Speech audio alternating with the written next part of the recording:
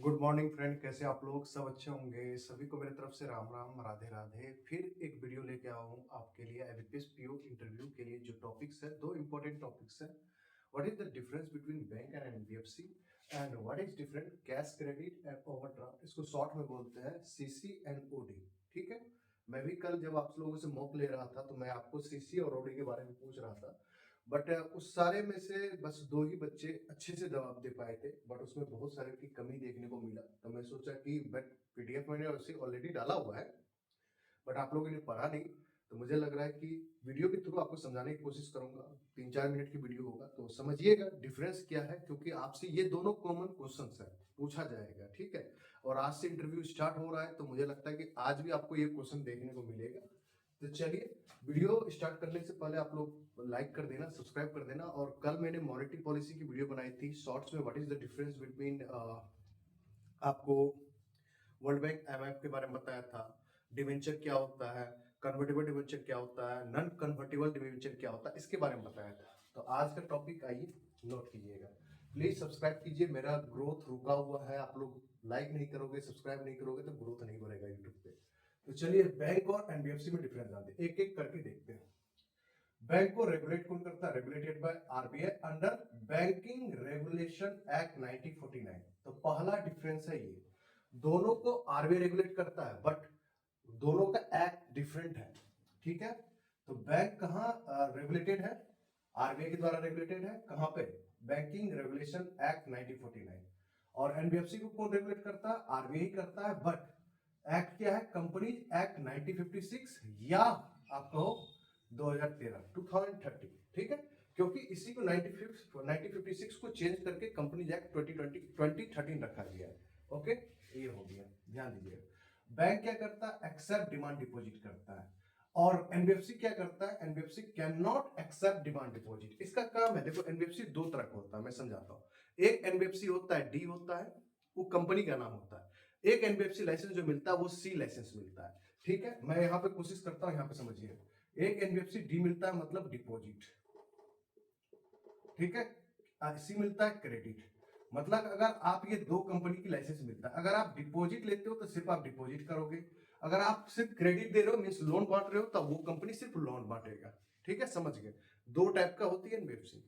एक साथ कोई भी एनबीएफसी एक साथ दोनों काम नहीं कर सकता कि डिमांड डिपॉजिट, मतलब वो सेविंग भी कर रहा है, लोन भी बांट रहा है। सम केसेस में वो लाइसेंस मिलता है तो वो एक्सेप्ट करता है डिपॉजिट फॉर द पर्पस। आपको उस पर कोई इंटरेस्ट वगैरह नहीं मिलेगा, इतना याद रखना। ठीक है। तो आप सिंपल सा याद रखो कि बैंक एक्सेप्ट करता है demand deposit, NBFC can not accept deposit. And third भी सुन लीजिए, बैंक एक्सेप्ट करता है term deposit, fix deposit, recurring deposit, but ये नहीं करता, एनबीएफसी नहीं करता है। तीसरा, banks are parts of the payment settlement.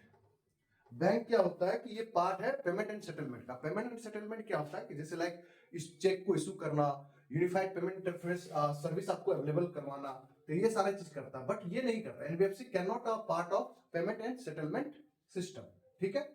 Bank क्या करता है? मेंटेन करता है CRR and SLR, cash reserve ratio maintain करता है, स्टेचुटरी लिक्विडिटी रेशियो मेंशन करता है, बट डज नॉट मेंटेन।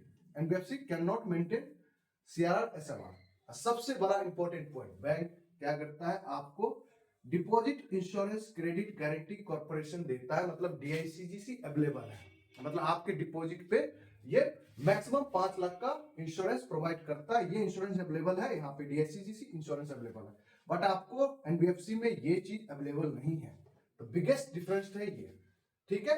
और सेकंड बिगेस्ट डिफरेंस है ये। और इसमें एफडीए कितना है? छठा आप बता सकते हो कि एफडीए है बैंक में अप टू 74%। ठीक है।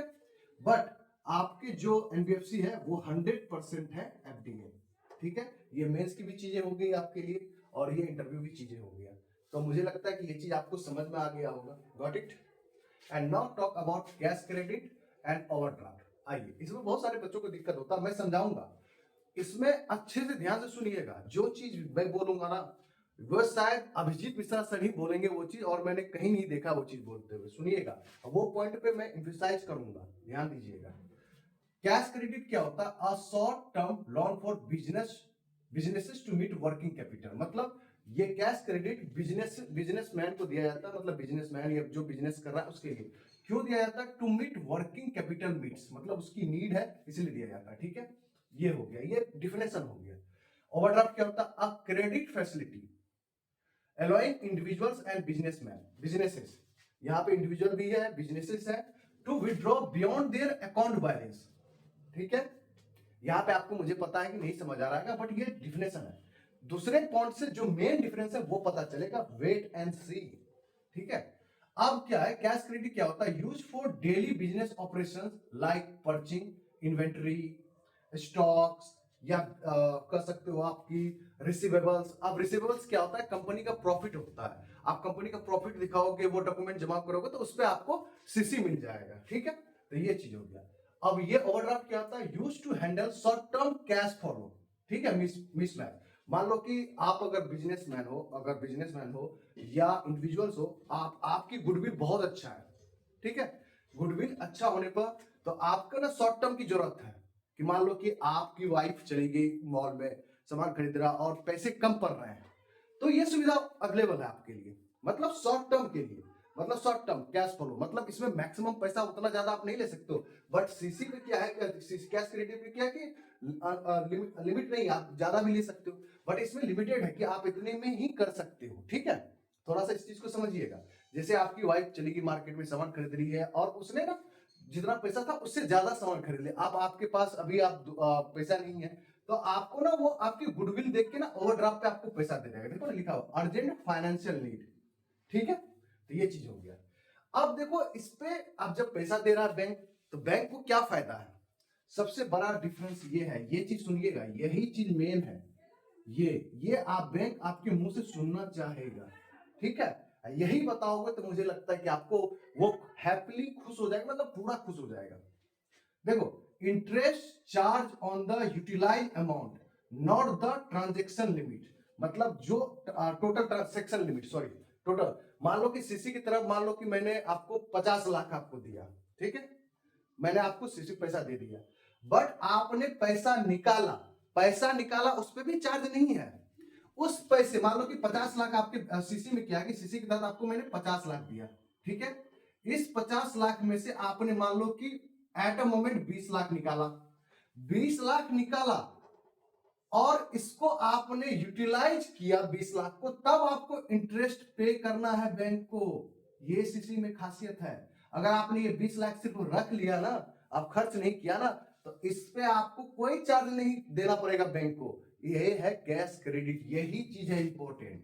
ठीक है मेरे दोस्त, मतलब समझिए इंग्लिश में, interest charge on the utilise amount, मतलब आप अगर उस सीसी के तहत आपने पैसा निकाला और उसको यूटिलाइज किया, तब आपको वो चार्ज करना है, ना कि जितना सैंक्शन है। ठीक है, अब आइए इसमें सुनिएगा, इसमें interest charge on the withdrawal amount not entire limit. मान लो कि इसके तहत मैंने आपको 10 लाख दिया।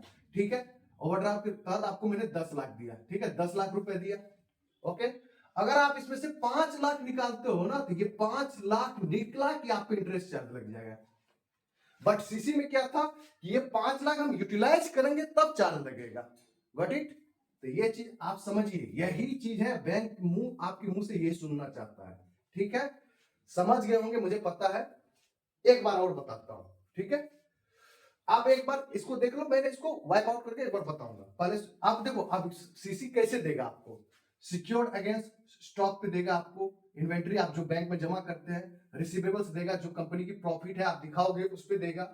और यहाँ पे ओवरड्राफ्ट कैसे देगा? आपके गुडविल देख के। कैसे गुडविल होता है? आपके एफडी को देख के, प्रॉपर्टी जो आपने जमा कर रखा है, समटाइम्स अनसिक्योर्ड के लिए भी दिया जाता है। ठीक है, और एक एक्सेप्शन है, आपसे पूछेगा कि कौन सी स्कीम में ओवरड्राफ्ट भी है।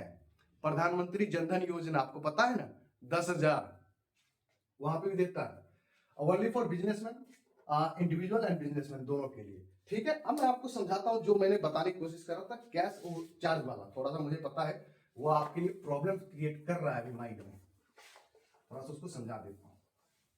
और प्लीज भाई, अगर वीडियो अगर अच्छा लग रहा है ना, तो जहां मन करे तहां शेयर करो। और मैं फेवरेट टीचर तो आपको पता ही है कौन है, अभिजीत मिश्रा सर।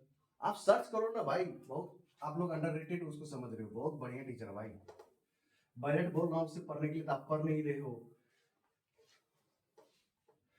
देखो सीसी, यही दिक्कत होता है। डिजिटल बोर्ड का क्या प्राइस है मेरे दोस्तों, बताओ तो मुझे, देखते हैं। कैश क्रेडिट ओवरड्राफ्ट, हम सिर्फ बात करेंगे चार्ज पे। मान लो कि हम इस दोनों को देते हैं, इस पे मिनिमम पैसा देते हैं दोनों को। मान लो कि हमने दे दिया 20 लाख रुपए दे दिया, ठीक है, 20 लाख दिया। तो सीसी क्या कहता है कि मान लो कि आपने 10 लाख निकाला, ठीक है, ये भी 10 लाख रुपए निकाला, ठीक है, हम दोनों इंडिविजुअल को दे रहे हैं 20-20 लाख टका, ठीक है। तो यही पे एक ही जगह लिख के रखें, तो दोनों को मैंने 20 लाख रुपए दिए इंडिविजुअली, ठीक है। चलो ऐसे नहीं करते हैं, रुको, इसको हम 20 लाख रुपए दिए, इसको भी हम 20 लाख रुपए दिए, ठीक है, गॉट इट। ये क्या किया, 10 लाख निकाला, ये भी 10 लाख निकाला, ठीक है। अब देखो क्या है, यही चीज बताने कर रहा हूं। सीसी बोल रहा है कि जो आप इंटायर है ना अमाउंट मैंने दिया, इस पे कोई चार्ज नहीं है, इस पे भी कोई चार्ज नहीं है। और इस पे सीसी बोल रहा है कि जो आप 10 लाख निकाले हो ना, इस पे भी कोई चार्ज नहीं है, कि मान लो कि अकाउंट से निकाला या आप जाके काउंटर से पैसा लिया, इस पे भी चार्ज नहीं है। बट ओडी में क्या है कि जैसे ही आप ये 20 में से 10 लाख निकाल लिए ना, इस पे इंटरेस्ट चार्ज है, ठीक है। बट सीसी क्या बोल रहा है कि इस 10 लाख को आप मान लो कि 10 लाख में से आप मान लो कि 5 लाख खर्चा कर दिया, तो ये 5 लाख पे होगा। अगर आपने ये 4 रुपए खर्चा किया नहीं 5 लाख में, तो इस 4 खर्चे पे इंटरेस्ट लगेगा कि आपने ये खर्चा किया, ना कि आपने विड्रॉल किया उस पे। बट यहां पे विड्रॉल पे चार्ज लग रहा है, ठीक है, got it. Thank you very much, मुझे लगता है समझ गए होंगे। प्लीज लाइक एंड शेयर करो भाई, शेयर करो ना, फेमस करो ना मुझे भी यार, क्या इशू है। Thank you very much, good luck दोस्तों।